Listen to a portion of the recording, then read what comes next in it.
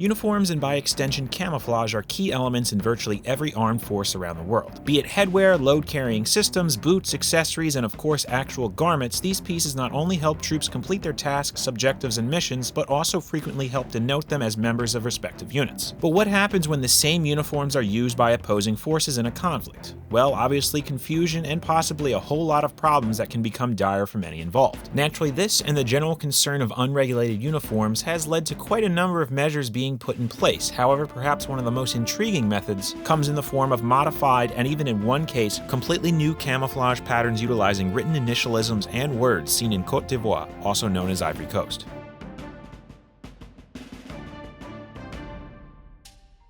Now, it's not unheard of to come across examples of some wildly unique camouflage patterns, be it because of their colors, what they're used for, or just the design overall. However, it's not often you see full words placed into them. Sure, you'll sometimes see emblems, brand names, or other symbols hidden among the design as a sort of watermark or identifier, but they're almost always very small and relatively concealed. But that was not the case with 3 distinct designs used by 3 different units within Ivory Coast. To best understand the reasoning for this rather curious decision requires a look at the country's history, specifically the era where it was plunged into not 1, but 2 civil wars. To get the whole picture, we have to go a little bit back in time. With much of West Africa falling under European influence and later on direct control, Ivory Coast became a colony of France in 1893, gaining its independence in 1960 under the leadership of Houphouët-Boigny, who had for the better part of 15 years gained a reputation for being a voice of the independence movement. Serving as the country's first president until his death in 1993, granted under a one-party system, it wasn't until the 1980s did notable protests against the government take shape. And by 1990, pressure forced the move towards a democratic election system. After a contested election the same year, Houphouët-Boigny declared victory, beginning his 7th term, though for the next 3 years he sought medical treatment in France, leaving the running of the country to Prime Minister Alassane Ouattara, who believed he would be selected as his successor. Instead, President of the National Assembly, Henri Konan Bédié, was selected to finish out Houphouët-Boigny's term after his death in December 1993. 2 years later, he would be re-elected. It would be at this point the country would start seeing an improved economic situation, but a decreasing social, ethnic, and religious one, as Bédié would begin to push the idea of Ivorite, or rather a new meaning of it. Originally being used to essentially describe a sort of united identity of all Ivorians, be they native or foreigners who moved or migrated, Bédié twisted its meaning to focus on only indigenous Ivorians, so much as to use it to bar political rivals from running, as well as certain people from holding positions in the military, which eventually backfired on him, leading to a coup in 1999, resulting in him going into exile and General Robert Guy taking control. Come 2000, in the next presidential election, Laurent Gbagbo, who had pushed for political parties in the 1980s, resulting in him being exiled but returning in the 90s, directly challenged Guy, creating a hotly contested period. That, coupled with increasing ethnic and cultural tension, one of the largest contributors being former Prime Minister Alassane Ouattara being barred from running due to allegations he was from Burkina Faso,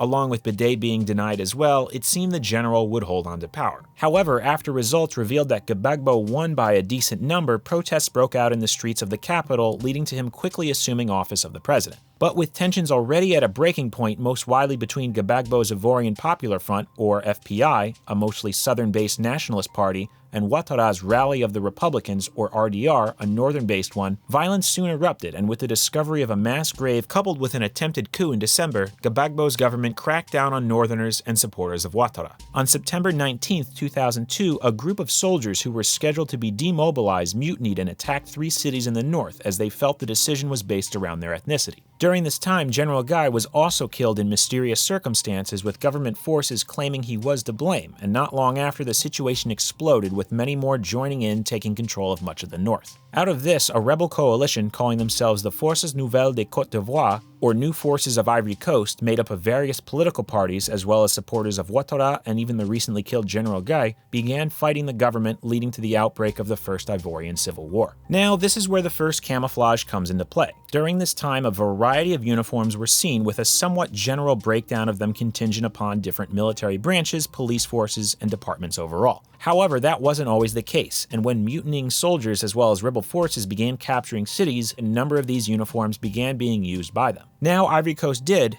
and still does, have quite a number of unique camouflage patterns, but also uses a wide range of solid-colored and common patterns too. By and large, during this time, the two most common designs were copies of France's Europe Center, sometimes simply known as CE or CCE, and the US Woodland, more colloquially known as M81 Woodland. Naturally, because of the war breaking out, quite a number of uniforms bearing these patterns began being used by the Forces Nouvelles, often referred to by its initialism of FNCI. Of course, this left the government with the real issue of possibly mistaking some of their forces with those of their enemy. Things were so similar that the military at the time was referred to as the FANCI, or Forces Armées Nationales de Côte d'Ivoire, translated to the National Armed Forces of Ivory Coast. So what did they do? Well, they created the FANCI Camouflage. That little bit of wordplay and humor aside, this camouflage, first appearing in 2003, not long after the outbreak of the war, was quite literally them orienting the initialism FANCI diagonally and slapping it onto a copy of US Woodland. Now, it appears there were two versions of the pattern, with one seeing much brighter yellow text and the other in a much more subdued tannish brown. These two variants, coupled with a second pattern which simply had an emblem similar to that of the nation's coat of arms, showcasing an elephant within a wreath with Côte d'Ivoire written at the top, was seen often worn by generals and other high-ranking officials, often in the proximity of President Gbagbo. However, this fancy pattern seemed to have slowly made its way down the ranks, though not to all forces, as in 2005 it was observed being worn by a unit taking part in a parade by the presidential palace to commemorate the 45th year of independence. It's a bit hard to say exactly how extensive this fancy camo was, as standard woodland, the CE, and many other patterns continued to be used by government forces and loyalist militias. However, it did seem to get to more common units as the war went on. And speaking of which, how did that war pan out? Well, to sum it up quickly, France, Belarus, and the UN got involved to varying levels related to support, training, and peacekeeping. There were ceasefires and multiple series of peace talks and agreements, which spanned from 2003 until 2007, most of which failed or were broken. But finally, come March 2007, the Ouagadougou peace agreement was signed by both sides. It essentially put forth the following: a power-sharing plan, adjustment of certain political positions, removal of different international bodies, helped to bolster voting policies and processes, and for our story created a joint command for the military and security units made up of forces from both sides. This inevitably led to the creation of a joint rebel army brigade later that month, which would take over the duties of departing French and UN peacekeepers in the buffer zone between the north and the south of the country. Now, at this point, one could argue that the fancy pattern was simply a design created for just looks or prestige, only to be worn by high-ranking officers and select specialty units. Well, that may be true, but with the creation of this brigade, that changed. Photos of members showed a variety of uniforms, with the most common camouflaged ones being the fancy pattern, which leads one to a safe assumption that particular design was chosen, at least in this case, to discern government troops from that of rebels, at least until the reunification and military restructuring processes were completed. Now, for a time there was an uneasy peace, with an election scheduled. However, it wouldn't be held until 2010, which saw incumbent Gbagbo take on former President Bedi, but also Ouattara, who, as mentioned earlier, had ties to the new forces of the North. After a first round of voting, results were all over the place, with an official call placing Gbagbo in the lead. However, a second round was called, with those results showing Ouattara the clear winner, which was confirmed by an independent commission. This outcome quickly gained the recognition of many nations and international bodies. However, the president of the Constitutional Council declared them invalid, making Gbagbo the winner, leading both to declare victory and be sworn into office. This naturally led to renewed violence that quickly escalated into an all-out conflict, spawning the Second Civil War. Lasting only 4.5 months, but seeing close to twice as many killed, approximately 3,000 compared to the first's range of 900 to 1,700, it saw militia forces on both sides, as well as the FANCI and the rebel army now known as FRCI, or Forces Républicaines de Côte d'Ivoire, or the Republican Forces of Ivory Coast, battle it out. But by March of 2011, it was clear the forces supporting Ouattara were gaining ground. The final assault came during the Battle of Abidjan, the last major city under government control, as well as the location of Gbagbo's residence. Seeing French and UN forces actively engaging Gbagbo's supporters and positions, many remaining governmental troops switched sides, some of which took their fancy camouflage with them, thus more or less bringing its specialty connection and purpose to an end. Come April 11th, Gbagbo's residence was stormed, leading to his arrest and the end of the Second Civil War. It wasn't long until the rather unique camouflage would start to be taken out of circulation and removed, as the FANCI ceased to be, being replaced by the RFCI,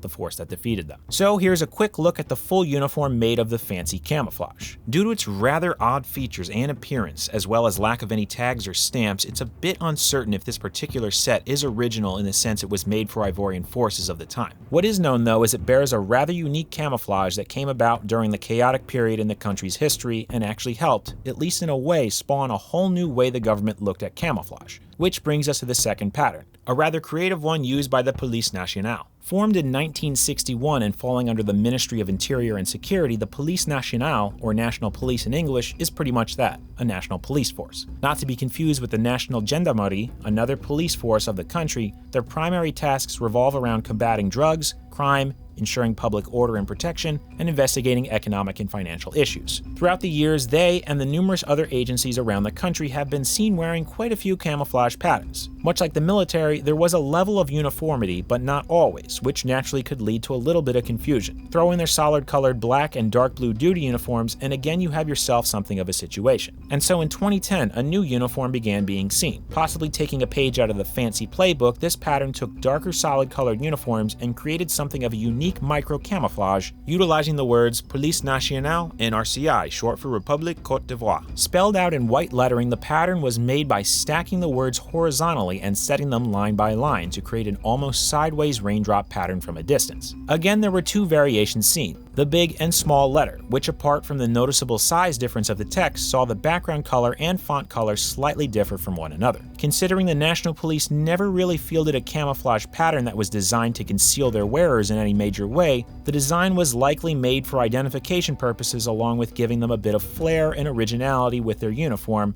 and possibly to help crack down on improper use, as their introduction came about a little before the outbreak of the Second Civil War, where turmoil was on the rise. Now, it's hard to say for certain to what extent the pattern was used throughout the force. What is known, though, is that it seems to have initially started with higher-ups before making its way down the ranks, and didn't seem to fully replace other uniforms, be they solid-colored or camouflaged. Additionally, after the removal of Gbagbo and the reunification of the country, it seems the pattern slowly faded away, being replaced around 2012 or so by a new family of fractal patterns which incorporated the coat of arms of the country, being seen in a variety of colors and sizes, worn by almost every branch of the military and various security and police forces. Moving forward is the third and final design, which is a little different from the other two for a few reasons, most notably that it appears to be worn mostly in jungle and actual vegetated terrain. In July of 2002, the Office Ivoirien des Parcs et Réserves, or Ivorian Office of Parks and Reserves, OIPR for short, was created. Falling under the Ministry of the Environment, it was tasked with protecting flora and fauna and the biomes that surround them, specifically in that of national parks and reserves, of which there are 18 scattered throughout the country, falling within 5 zones, each of which have between 3 and 5 sectors.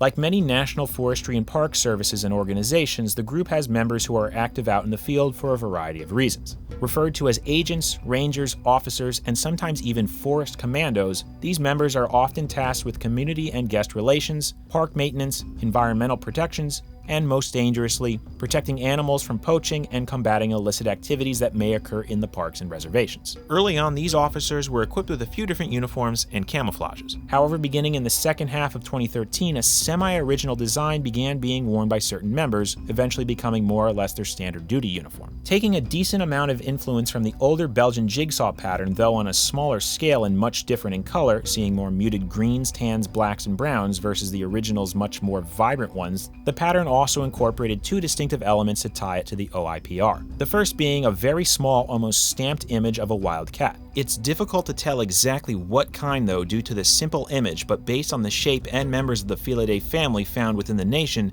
2 good guesses would be a serval, or more than likely, a leopard. The second element being the initialism OIPR written in black font. Looking at a full uniform with the pattern, you can see that the orientation of the camouflage sees the 2 elements faced either right side up or upside down, due to the manufacturing process. Whether this is intentional and universal throughout all sets is hard to say, but either way it gets the point across. Obviously, these 2 elements make the pattern distinctively connected to the OIPR, but at the same time don't really diminish the concealing capability of the camouflage, as they both utilize colors already seen within the design, and are scaled small enough so that up close you can quickly notice them, but from afar not so much. On the other hand though, looking at the pattern, one could argue that the 2 were just thrown onto a pre-existing design, or at least a recolored one, somewhat haphazardly to save on time and/or cost, as the font isn't anything unique and the image of the cat appears randomly stamped and possibly created from an existing photograph. Either way though, its creation gave field agents a distinctive uniform that can both help when out on patrol dealing with the more dangerous elements of their job, while also identifying them as members when dealing with more public-facing responsibilities, and as an added bonus gives any of the uniforms a sort of ID tag so that if they are ever improperly used, they can be traced back somewhat easily. But with that, we've covered more or less the uniquely text-based camouflages fielded by Ivory Coast. Now obviously there are other camouflages out there that incorporate text, though usually they are much more subtle and not often used for identification purposes. Ivory Coast's decision to create these patterns in a way stemmed from its use of others, specifically the wide variety of ones seen leading up to the First Civil War, which, as mentioned, saw usage of the same designs and uniforms on both sides. Naturally, to help differ wearers, the updating and creation of ones with specific words, initialisms, or, in the case of the briefly shown emblem-based pattern, helped to identify wearers and prevent confusion. Though 2 out of the 3 shown were in a way tied either directly or period-wise to the Gbagbo era, the choices to create them has in many ways influenced a large portion of patterns since, specifically in the not-so-subtle identification department, as quite a few new ones have been seen to incorporate coats of arms or emblems, though more generic or copies of widely known designs do continue to be issued. This in turn has resulted in the country acquiring quite the repertoire of interesting camouflage designs that continues to grow, and perhaps down the line we'll take a look at a few more. That being said though, we've come to the end of this video. Hopefully you found it informative and maybe even entertaining. Apologies regarding any possible mispronunciations of French names or words, an attempt was made. If it was up to snuff though, perhaps leave a like and subscribe if you haven't done so already. If the mood doesn't strike you, all good. Just be sure to check back soon for more of the history of, right here on Uniform History.